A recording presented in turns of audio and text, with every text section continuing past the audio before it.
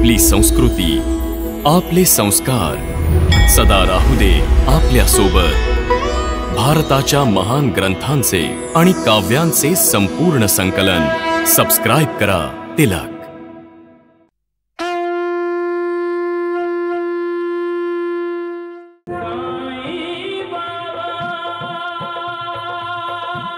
राम राम राम। अरे पैसे, वैद्यची पैसे। अरे द्वारकानाथ जी, अरे भाजी कुठे गेली? अरे द्वारकानाथ जी, राम राम राम।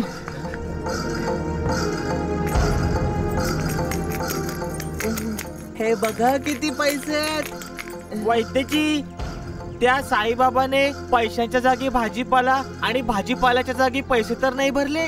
अरे गप्प बस मूर्खा। साईबाबा सारख्या अवतारी पुरुषाला लाच देऊन विकत घेऊ पाहतोस का तू?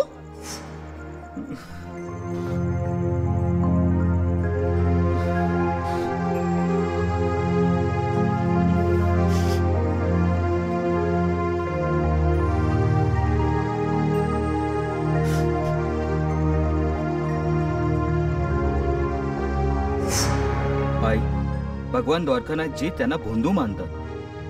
पुढे काहीही म्हणोत, तू तुझ्या बाजूने कोणतंच वाईट काम करू नकोस। तू पापाचा भागीदार बनू नकोस पोरा।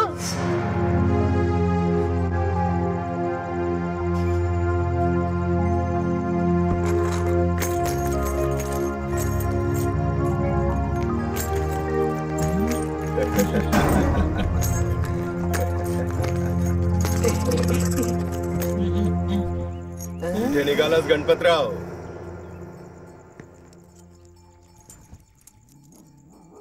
द्वारकानाथजी, मी आतापर्यंत चुकीच्या मार्गावर चालत होतो।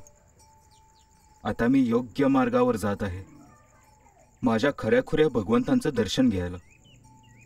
गणपतराव, अरे राम राम राम द्वारकानाथ जी, हे काय झालं? अहो तू निघून गेला, अजून काय वेगळं झालं? भगवान साईबाबांचं दर्शन घ्यायला।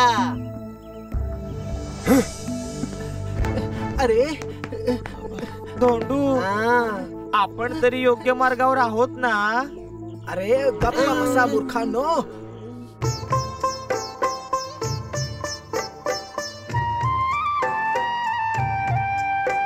साईं से मिलकर लौटा था, अभी साईं से मिलने को फिर जाए।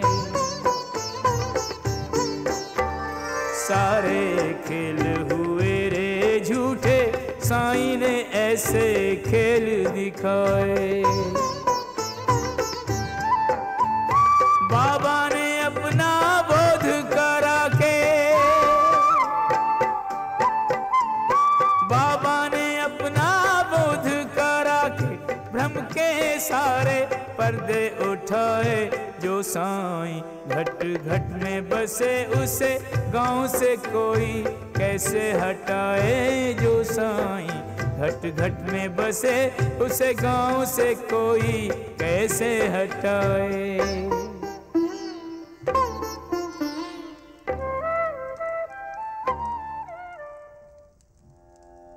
बाबा, बाबा, साईबाबा मला क्षमा करा। मी तुम्हाला ओळखू शकलो नाही।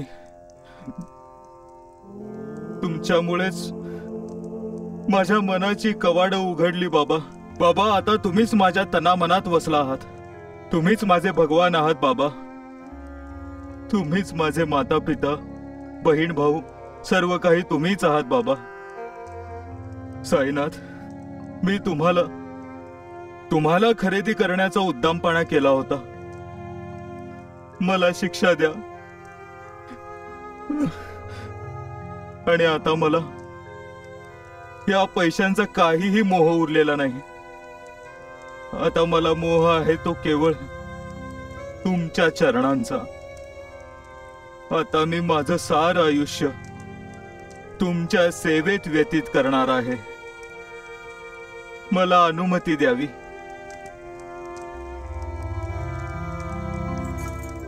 आता हे सारे पैसे तुमचे आहेत। माझे नाहीत, माझे तर फक्त तुम्ही आहात.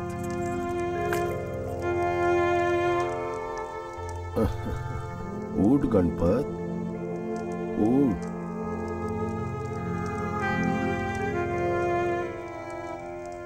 तू चुकीच्या माणसाला तुझा गुरु बनवलं होतंस.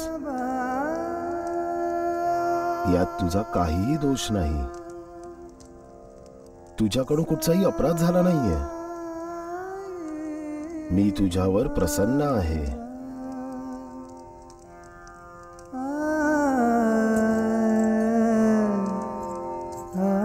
हे पैसे घे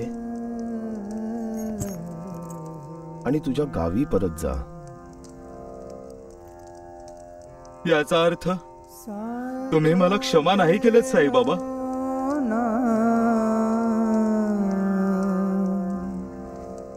तुला गावी अशासाठी जायचं आहे की तिथे जे दुःखी आहेत त्यांची सेवा करायची आहे. लोकांचा अंधविश्वास दूर करायचा आहे आणि या पैशांचा उपयोग समाजाकरता करायचा आहे. लोकांना स्नेह द्यायचा आहे, प्रेम द्यायचं आहे, दुःखितांचं दुःख दूर करायचं आहे आणि जे भुकेले आहेत त्यांना भोजन द्यायचं आहे. गणपत, हे सगळं तू करशील तर समजून जा की तू माझी सेवा केलीस.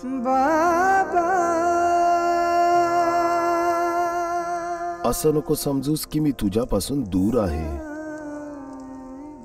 नाही गणपत, तू नेहमीच माझ्या जवळ आहेस.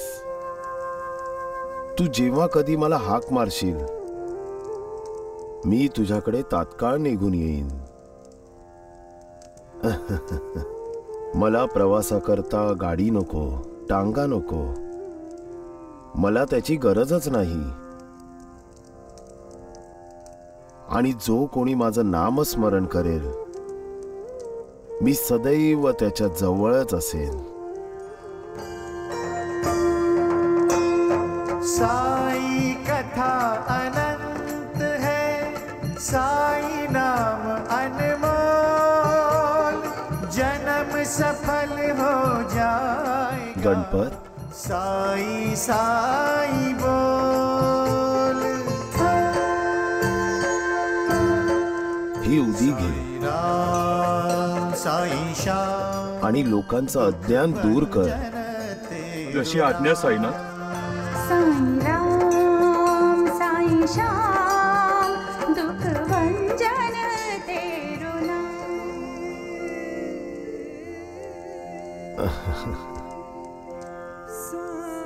सबका मालिक एक. अनंत कोटी ब्रह्मांड नायक राजाधिराज योगीराज श्री साईनाथ महाराज की जय. वैद्यजी, तुमच्या या गाढवांना समजवा, समजवा यांना. अरे धोंडू दगडू, तोंड बंद ठेवा. वैद्यजी, रागावता कशाला तुम्ही? गणपतराव कदम निघून गेला म्हणूनच ना? नाही धोंडू, गणपतराव कदम सोबत 10,000 रुपये सुद्धा निघून गेले म्हणून. दगडू, आता तर साईबाबा शिर्डीवासीच झाले आहेत. हो, आणि द्वारकानाथजी शिर्डीतून बाहेर. खबरदार खबरदार, आता काही बोललात तर तुम्हा दोघांना मारून मारून तुमची कातडी सोलू काढीन. काय चुकीचं बोलत आहे ते वैजी? हं? अहो, तो तुमचं क्षणाक्षणाला अधःपतन होत चालला आहे वैजी. बाई जा बाई, ओरडू नका. इतके श्रीमंत कधीपासून झालात तुम्ही की साक्षात साईबाबाला विकत घ्यायला निघालात? आ, जरा विचार करा. अजूनही वेळ गेली नाहीये. द्वारकानाथच्या मायाजलातून बाहेर या आणि साईला शरण जा. उद्धार होईल तुमचा. हो, उद्धार होऊन जाईल. नाही तर तुम्हाला नरकात सुद्धा जागा मिळणं कठीण होऊन जाईल. समजलं?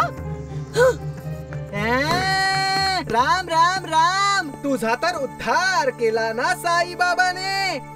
वैद्यजी, तुम्ही म्हणालात तर आम्ही तुमच्या आधी तुमची जागा राखून ठेवायला वर जाऊ का? नरकात.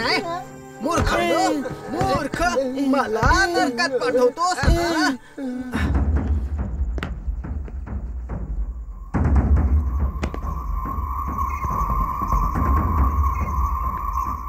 हाच आहे तो काशीनाथ.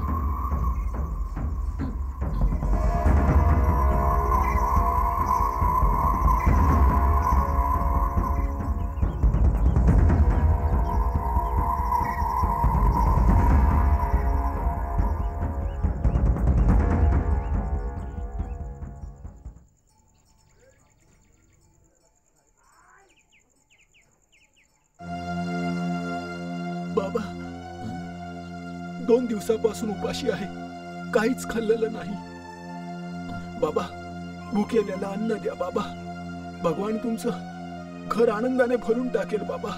काशीनाथ, प्रत्येक प्राणी मात्र माझंच स्वरूप आहे.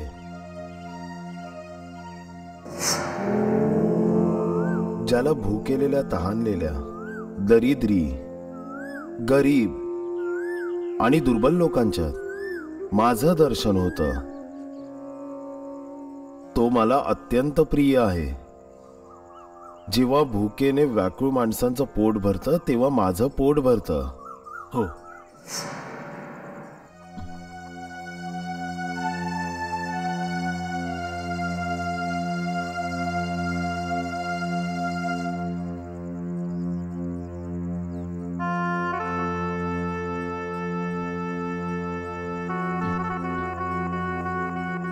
बाबा, बाबा, भगवान तुमचं भलं करो बाबा.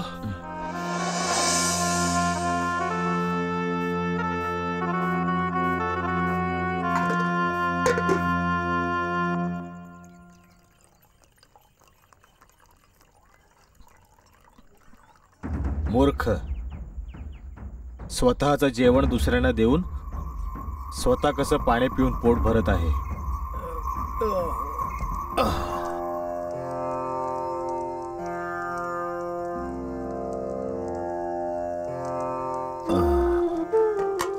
बाबा, अजून तर भाकऱ्या माझ्या हातातच आहेत आणि तुम्ही न खाताच ढेकर देत आहात. लक्ष्मी बाळा, आता जो ढेकर दिला ना मी, जे स्वादिष्ट खाणं खाल्लं ते पचलं आता. काशीनाथची बायको कावेरी खूप स्वादिष्ट जेवण बनवते. आहा, मजा आली. पण बाबा, मी तर तुम्हाला जेवण वाढलंच नाही. नाही, काशीनाथने जेवायला दिलं मला. भाकरी, कांदा, मिरचीची चटणी, गूळ. माझं मन तृप्त झालं. पण कावेरी मावशी, काशीनाथ काका तर व्यापाराच्या निमित्ताने बाहेर गेले आहेत ना? हो. मग काशीनाथ काकांनी बाबांना कधी जेवण वाढलं? एक सत्य समजून घे लक्ष्मी बाळा. जो भुकेल्यानं जेवण देतो असा समज, तो मला जेवण देत असतो. आई, आता आपण सुद्धा भुकेल्यांना जेवण देऊया. हा साई बाबा, तुम्ही धन्य आहात. सबका मालिक एक. सबका मालिक एक नक्कीच आहे, पण तो साईबाबा कुणाचा मालक नाही. आणि तू आरती करतेस त्याची, भगवान समजतेस त्याला. ते भगवानच आहेत दादा. चुप. जर पुन्हा त्याला भगवान म्हटलं तर तुमच्या जिभेवर जळता निखारा ठेवेन. अरे आधी याच्या बायकोच्या जिभेवर ठेव. आई. गोपाल दादा, आई बरोबरच बोलते. हीच तर तुला फूस लावत असते. सुभद्रा, मी कुणी लहान बाळ नाहीये की ती मला फूस लावेल. म्हणे मूल नाहीये तरी सुद्धा सारखा तिचा पदर पकडून नसतोस ना. तिने साई म्हटलं की लगेच पुढे बाबा बोलून मोकळा होतोस. जेव्हापासून ही कर्मदिरिदी आपल्या घरात आलीये तेव्हापासून सगळं अशुभच होतंय. माझी सणी सहन होत नाही आता. कोणाची बाळा? हा आई. गोपाळचं दुसरं लग्न करून दे. नवीन सून येईल तर घरात शुभ शकून बरोबर घेऊन येईल. आई, मी दुसरं लग्न नाही करणार. म्हणे मी दुसरं लग्न करणार नाही. तू म्हणशील तुझ्या लाडक्या बायकोचं दुसरं लग्न लावून देऊ का? सासूबाई, गोपाळ, तुला आईचं म्हणणं ऐकावंच लागेल. तुला माहित नाहीये गोपाळ, तुझी ही जी बायको आहे ना, जाकीण आहे जाकीण. अरे हिने आपल्या घराचं वाटोळं करून टाकलंय आणि हिच्यामुळे मी अजून नातवंडाचं तोंड पाहू शकले नाहीये. आणि हिच्याचमुळे माझ्या सासरच्यानी मला माहेरी परत पाठवलं. माझ्यामुळे नाही वंच, तुम्ही स्वतःच तुमच्या सासरच्यांची भांडून इथे माहेरी परत आलात आणि इथे कुमारी असल्यासारखं राहत आहात. माझ्याशी तोंड चालवतेस कर्मदरिद्री.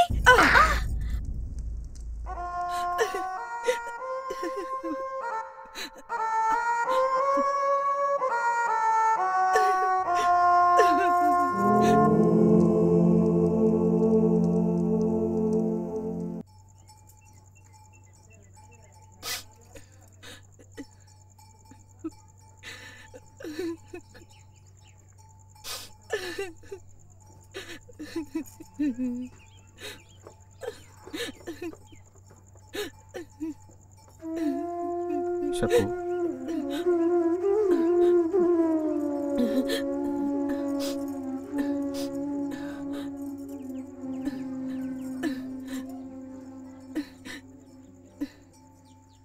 तुम्ही दुसरं लग्न करून टाका. शकू, तुम्ही दुसरं लग्न केलं तर घरात सर्वच खुश होऊन जातील. आणि तू?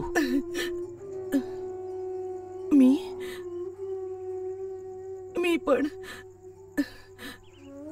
नवीन सून माझ्यासारखी कम नशिबी तर नसेल ना. खूप सारा हुंडा घेऊन येईल, आनंद घेऊन येईल. मला आनंदच होईल. मी होईन आनंदी. माझ्यामुळे भाऊजींना मूल होत नाहीये. वंचाना सासरच्यांनी घरातून हकलवून दिलं आहे. नवीन सून येईल, सासूबाईंना नातू मिळेल, वंच त्यांच्या सासरी परत जातील. सर्व घर आनंदाने आणि पैशाने भरून जाईल. एक विनंती आहे तुम्हाला, मला या घराच्या एखाद्या कोपऱ्यात तरी जागा द्या. मी सर्वांची सेवा करेन, सर्वांची सेवा करेन. तुम्ही दुसरं लग्न करा आता. तुम्ही दुसरं लग्न करा आता.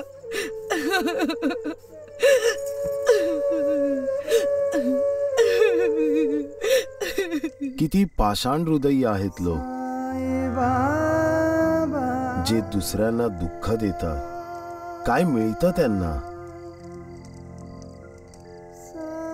ज्याला ते सुख आणि आनंद मानतात, वास्तवात तेच दुःख आहे. ज्याला ते त्यांच्या कर्माने स्वतःच वाढवत आहेत. साईबाबा, आज तुम्ही उदास दिसत आहात. मला माझ्या भक्तांचं दुःख अजिबात पाहवत नाही. हे जग दुःखाने, वेदनेने भरलं आहे, ज्यामुळे प्रत्येक जण स्वतःचं मनस्वास्थ्य हरवून बसला आहे. मी लोकांचं दुःख दूर करण्यासाठी, त्यांना प्रेम आणि करुणा देण्यासाठीच तर आलो आहे.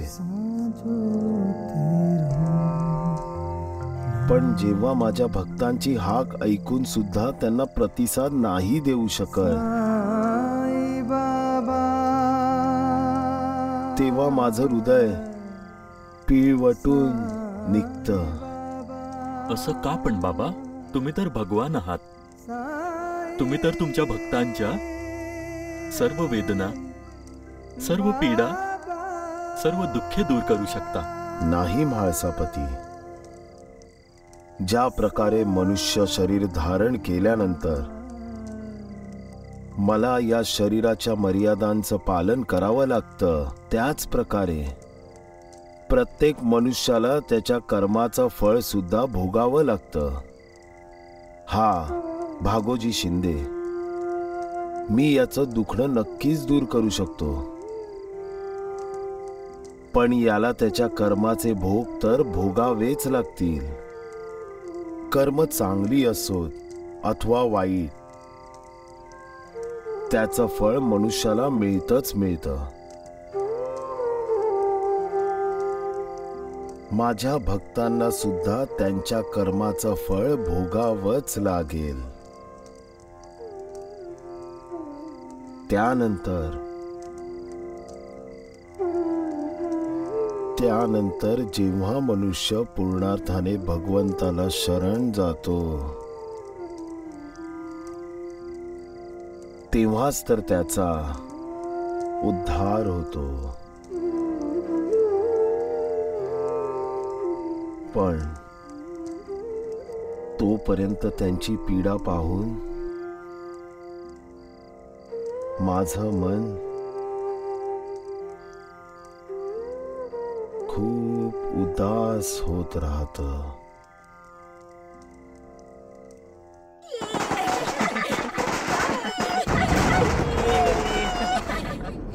नूर, तू जर मला मदत केली नसतीस तर माझी दिवाळी. अगं असं काय बोलते आहेस बाईजा? शेजारी असतात कशासाठी मग? दुःख वेदना वाटून घेण्यासाठीच ना. आता तू ईदच्या दिवशी मला मदत करत नाहीस का? अगो बाई, का नाही करणार? ईद पण आमचीच, दिवाळी पण आमचीच. खरंच दिवाळीच्या खूप खूप शुभेच्छा. तुला आणि उस्मान भाईंना दिवाळीच्या खूप शुभेच्छा. घे लाडू खा.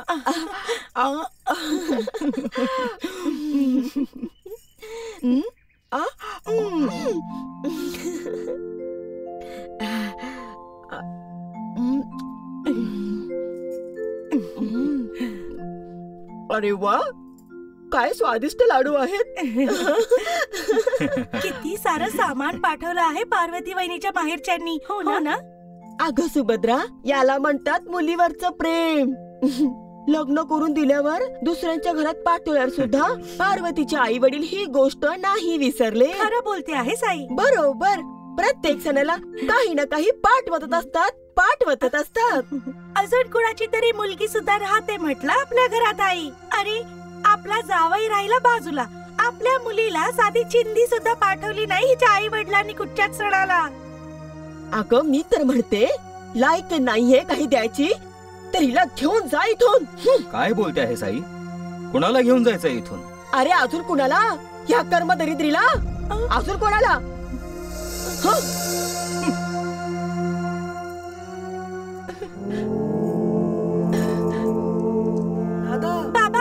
बाबा, बाबा दिवाळी आहे आज. दिवाळी आहे आज. साई बाबा दिवाळी आहे आज. हो. हा, चला चला चला चला, आपण सगळे मिळून दीपावली साजरा करूया.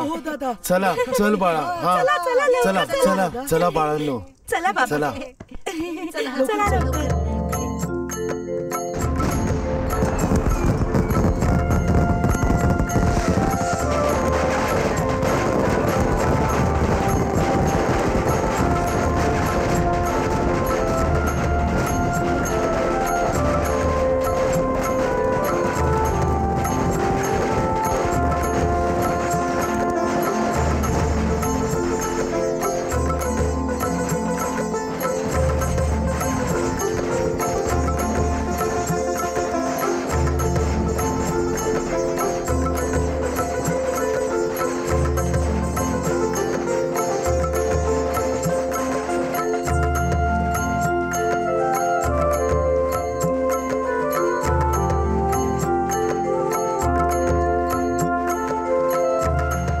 दीपावली आनंदाचा सण आहे, म्हणूनच तर सगळे म्हणतात दीपावली संगे नाचू आनंदे.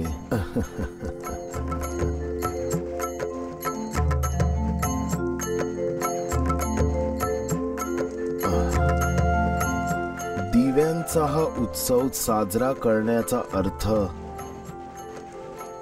माहिती आहे का तुम्हाला, जेव्हा आपल्या आनंदात दुसऱ्यांना सहभागी करून घेतो तेव्हा दीपावली साजरी होते. जेव्हा दुसऱ्यांच्या दुःख वेदना वाटून घेतो, जेव्हा शोषित पीडितांचे अश्रू पुसतो, जेव्हा एकमेकांशी बंधुत्व भावनेने वागतो, तेव्हा सण साजरा केला जातो. दीपावलीमध्ये आपण दीप प्रज्वलित करतो का? अज्ञानाचा अंधकार दूर करण्यासाठी, शेजार पाजारचं दुःख त्रास वाटून घेण्यासाठी, हा संकेत देण्यासाठी की आपण समाजासाठी या दीपाप्रमाणे तेवत राहू. स्वतःच्या सुखासाठी नाही, दुसऱ्यांच्या सुखासाठी सुद्धा. जो या दिव्याप्रमाणे दुसऱ्यांसाठी तेवत राहतो त्याच्या आयुष्यातून अंधकार निघून जातो. हे सगळं समजून घेऊनच दीपावलीचा सण साजरा करा. मालिक तुम्हा सर्वांना आनंद देईल. उस्मान. काय बाबा?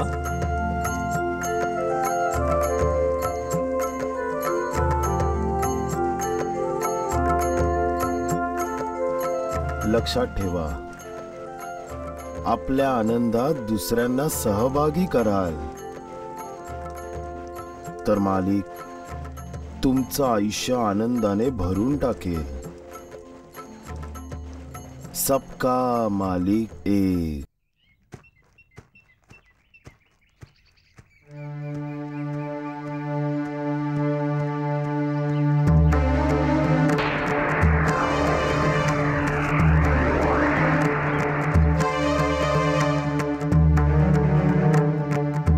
आज हा वाचला नाही पाहिजे. जे काही याच्याजवळ असेल ते लुटून टाका. असंच होईल.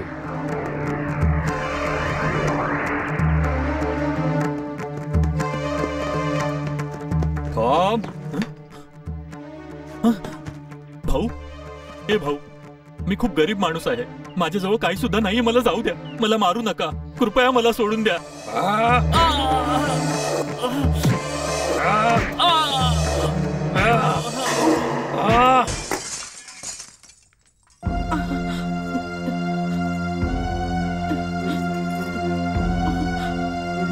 आई, बाबांची ही तस्बीर कशी पडली?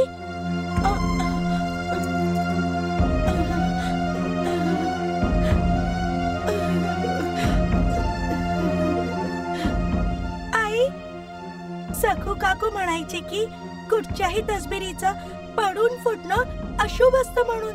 हं? नाही नाही नाही नाही बाळा, नाही. आई, बाबा सुखरूप तर असतील ना?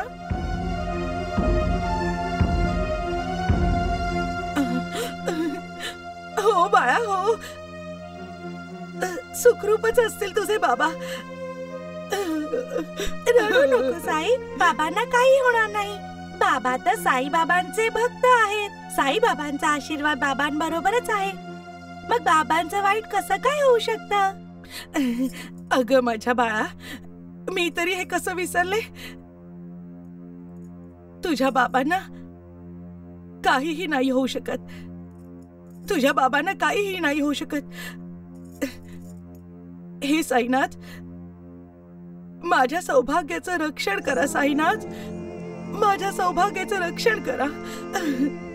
माझ्या सौभाग्याचं रक्षण करा साईनाथ. साईबाबा, माझ्या बाबांचं रक्षण करा.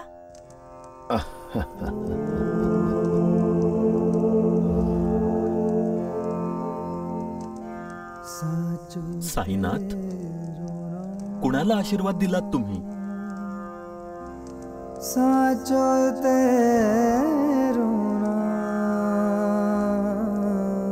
त्यांना, ज्यांचा माझ्यावर विश्वास आहे आणि जे म्हणतात म्हाळसापती साईबाबा आमच्या बरोबर आहेत तर आमचं वाईट कधी होऊ नाही शकत. सत्यच तर आहे साईनाथ. तुम्हीच तर नेहमी म्हणत असता, जिथे विश्वास आहे तिथे श्रद्धा आणि भक्ती दोहोंचा निवास असतो. तुमच्या भक्तांची तुमच्यावर श्रद्धा आहे, भक्ती आहे. सगळे तुम्हालाच त्यांची आई, तुम्हालाच त्यांचा बंधू मानतात. त्वमेव माताच पिता त्वमेव, त्वमेव बंधुच सखा त्वमेव, त्वमेव विद्या द्रविणम त्वमेव, त्वमेव सर्वं मम देव देव. ईश्वर सर्व शक्तिमान आहे म्हाळसापती. तरी देखील तुमच्या भक्तांकडे वाईट नजरेनं पाहिलं जातं. तरी सुद्धा तुमच्या भक्तांचं वाईट करण्याचा विचार केला जातो. असं का साईनाथ? म्हाळसापती, पूर्व जन्माचे संबंध असतात जे चांगल्या वाईट माणसांना एकत्र आणतात. आपल्या आजूबाजूला जी जनावरं असतात त्यांच्या बरोबर देखील पूर्वजन्मांचे ऋणानुबंध असतात. म्हणूनच तर ते आपल्या बरोबर असतात. जोपर्यंत कुणाबरोबर कुठचा संबंध किंवा नातं जुळत नाही तोपर्यंत तो आपल्या समीप येत नाही. संबंध किंवा नातं मैत्रीचं सुद्धा असू शकतं किंवा शत्रुत्वाचं देखील. पूर्वजन्माचं शत्रुत्व इथे निभावलं जातं आणि ज्याला तू वाईट म्हणतोस म्हाळसापती, तो वाईट होऊन जातो. साईनाथ, काय तुम्ही तुमच्या भक्तांना त्यांचं वाईट होण्यापासून वाचवू नाही शकत? कर्माची फळं तर भोगावीच लागतात म्हाळसापती. माझ्या भक्तांना सुद्धा. हो, ते माझे भक्त आहेत म्हणून त्यांच्यावर कृपादृष्टी मी सदैव ठेवून असतो. आणि भोग सहनीय होऊन जातात. तुम्ही दयाळू आहात भगवान.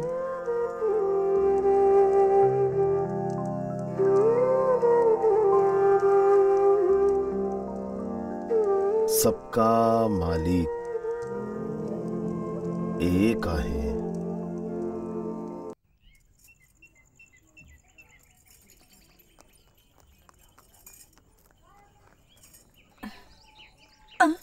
अगं, धक्का का देते आहेस? ते मी बाहेर बघायचा प्रयत्न करत होते की. अच्छा, तर इतकी उतावळी झाली आहेस ग हे बघण्यासाठी की तुझे आई वडील दिवाळीची मिठाई घेऊन येत आहेत की नाही? नाही येणार आहेत ते, विसरून जा. बघ अगं बघ, लांब लांब पर्यंत कोणी दिसतंय का? कसं येणार ते? त्यांच्या जावयाला भेट जी द्यावी लागेल आणि लग्नात जो हुंडा ठरला होता तो सुद्धा तर आणावा लागेल ना. इतका पैसा तर नाहीये त्या कंगाल लोकांकडे. कोणी येणार नाहीये. चल जा, जाऊन जेवणाचं बघ, समजलं? वंस, तुम्ही इथे बाहेर का उभे आहात? तुम्ही सुद्धा तुमच्या सासरच्यांच्या येण्याची वाट बघता आहात ना? तुम्ही भले माझे कितीही तिरस्कार केलात तरी मी साईबाबांकडे हीच प्रार्थना करते की तुमच्या सासरच्यांनी यावं आणि तुम्हाला सन्मानाने घेऊन जावं. या वर्षीची दिवाळी तुमच्या आयुष्यात भरपूर आनंद आणि समाधान घेऊन यावी. माझ्या बाबतीत विचार करायची काही गरज नाहीये. तू तुझा विचार कर, समजलं? ती आली साईबाबांकडे माझ्यासाठी प्रार्थना करणारी.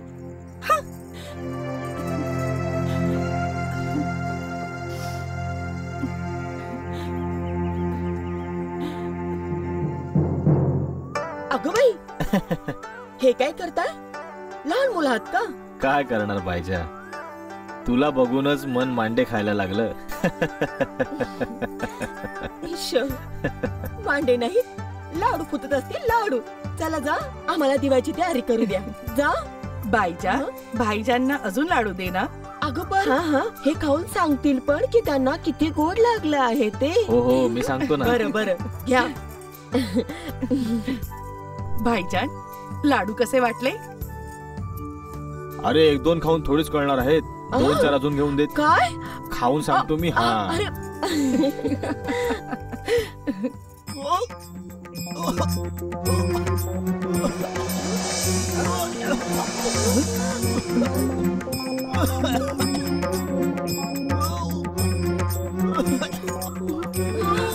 भाऊजी, बाईजा, मी वैद्यांना बोलून आणते.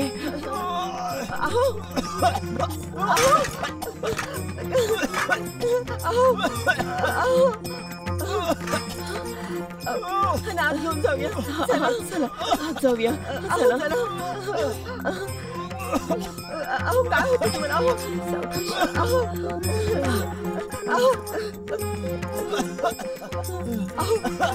अहो, काय होतं तुम्हाला? दोन वैची नाही आलेत का? तू त्या वैचीला बोलवायला गेली होतीस ना?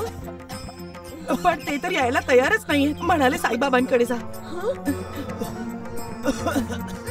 नूर, तू जास्त विचार करू नकोस. मी त्यांना लाख विनवण्या केल्या. त्यांनी औषधाच्या 2 पुड्या दिल्या आहेत. लवकर प्यायला दे. लक्ष्मी, हे घे. भाईजान, अहो, तुम्ही बरे व्हाल. पिऊन टाका औषध. हे घ्या.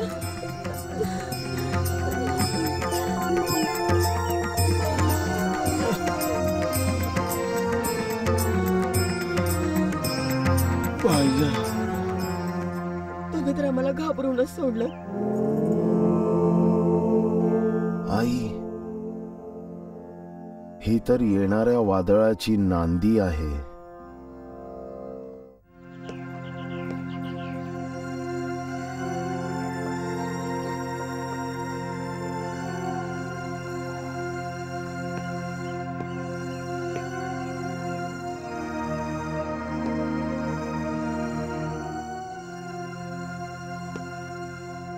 शकू, तुझ्या आई वडिलांची वाट बघते आहेस? आता आई आणि बाबा नाही येणार. सासूबाईंच्या मागण्या पूर्ण करण्यासाठी त्यांच्याकडे पैसे तरी कुठे आहेत? शांत हो शकू. हा पैसा खूप वाईट आहे. आपल्या माणसांना परक करून टाकतो. माझ्या माहेरची माणसं माझ्यासाठी परकी झाली आणि याच पैशामुळे मी इथे सासरच्यांना परकी झाली आहे. म्हणतात की दिवाळी प्रत्येकाच्या आयुष्यात आनंद घेऊन येते. तर मग साईबाबांनी हा आनंद माझ्या पदरात का नाही टाकला? का मला या आनंदापासून वंचित ठेवलं? का का? जय साईनाथ, जय साईनाथ, जय साईनाथ. जय साईनाथ, जय साईनाथ. आणि द्वारकानाथची तुमचा तो जीवाजी, त्याच्यावर एक काम सोपवलं तर तो असा काही गायब झाला आहे, असा काही गायब झाला आहे जसं गाढवाच्या डोक्यावरून शिंगच. वैद्यजी, वैद्यजी, गाढवाच्या डोक्यावरचं गायब झालेलं शिंग टांग्यात बसून इथे येत आहे.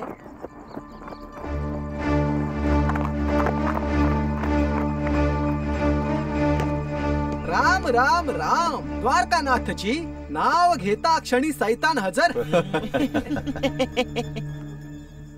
प्रणाम भगवान. माझी आरती नंतर कर. आधी हे सांग की काम झालं की नाही? झालं भगवान. तुमच्या आशीर्वादाने काम सफल झालं. काशीनाथकडची कांबळं आणि त्याने कमावलेले पैसे चोरीला गेले. हेच तर हवं होतं मला. आता असं करूया, कोंडाजीला गावाहून परत बोलावून घेऊया, जेणेकरून दीपावलीच्या शुभमुहूर्तावर तो त्याचे पैसे काशीनाथ कडून परत मागू शकेल. आणि तो काशीनाथ देऊ शकला नाही तर साई बाबा सुद्धा त्याला नाही वाचवू शकणार.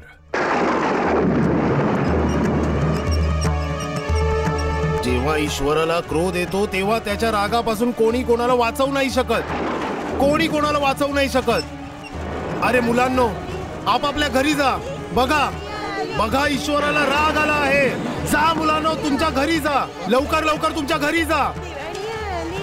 ईश्वराला राग आला आहे. अरे जा, तुमच्या घरी जा. लवकर लवकर घरी जा. तुमच्या जा घरी.